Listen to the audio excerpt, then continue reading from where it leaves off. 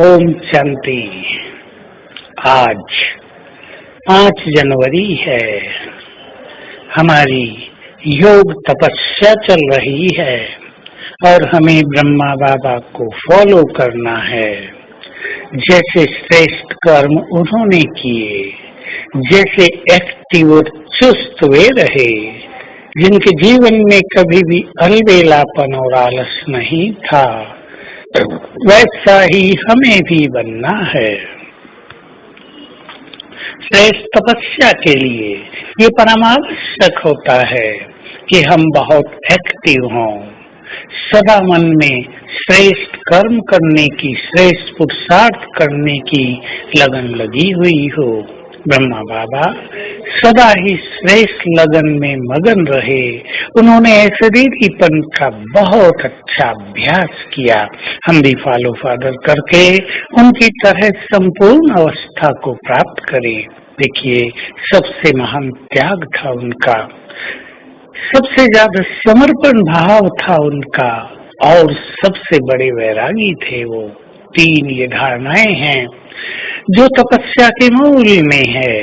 त्याग के बिना तपस्या नहीं होती। उन्होंने अपना सर्वस्व त्याग कर दिया और पूरा जीवन कहीं भी मैंपन को अपने अंदर प्रवेश नहीं करने दिया।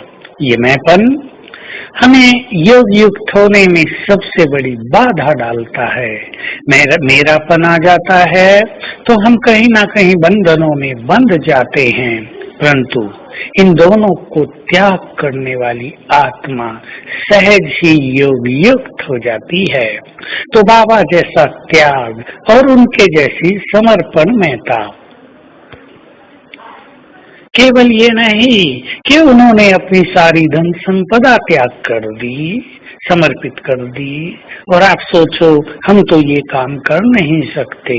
बात केवल धन संपदा के त्याग और समर्पण महता का नहीं है, बात है सब कुछ तेरा, मन से, बुद्धि से, संकल्पों से बाबा पर समर्पित हो जाना। अपने घर को अपना घर न मानकर बाबा का यज्ञ बना देना। चित्त में हर कर्म बाबा के लिए करना, ये संकल्प कर दे, चित्त में ये पक्की धारणा हो जाए, मेरा हर कर्म बाबा तुम्हारे लिए, और अपने कर्मों को भी बाबा पर समर्पित करते चलना। अपने लिए कुछ भी कर्म न करना। राजयोग माना बाबा ने बहुत अच्छी परिभाषा कभी दी, जो ब्रह्मा बाबा के जीवन में बिल्कुल साकार हो उठी थी। राजयोग माना मेरा कुछ भी नहीं। ऐसे हम भी समर्पण भाव अपना कर बाबा की तरह सब कुछ तेरा करते।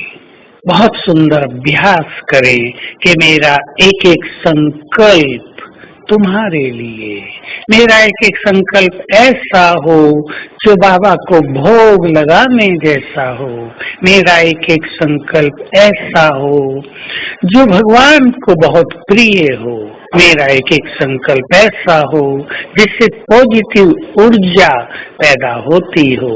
ऐसे संकल्प संसार के लिए बहुत बहुत कल्याणकारी होते हैं। तो हम बाबा को फॉलो करके बाबा जैसी गहन तपस्या करें। बाबा का आखिरी 1-2 साल में निरंतर योग अभ्यास था। सभी संकल्प उनके समाप्त हो गए थे, केवल बाबा बाबा ही चित्त में रह गया था। मानो बाबा में वो समा गए थे, और अंत में ऐसा लगता था देखने वालों को कि जैसे उनके तन में निराकार सर्वशक्तिवान शिव बाबा सदा ही रहते हैं, पर वो रहते नहीं थे। ब्रह्मा बाबा की अपनी निराकारी स्थिति इतनी स्पष्ट हो गई थी कि निराकार परमात्मा और उनमें मानो कोई अंतर ही न रह गया हो। बाबा की दृष्टि से निरंतर शिव बाबा दिखाई देते थे। तो आज हम भी सारा दिन ऐसा अभ्यास करेंगे कि बाबा की शक्तियों की किरणें मुझ में समा रही हैं।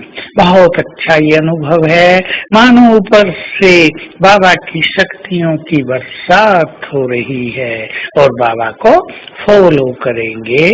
ओम शांति।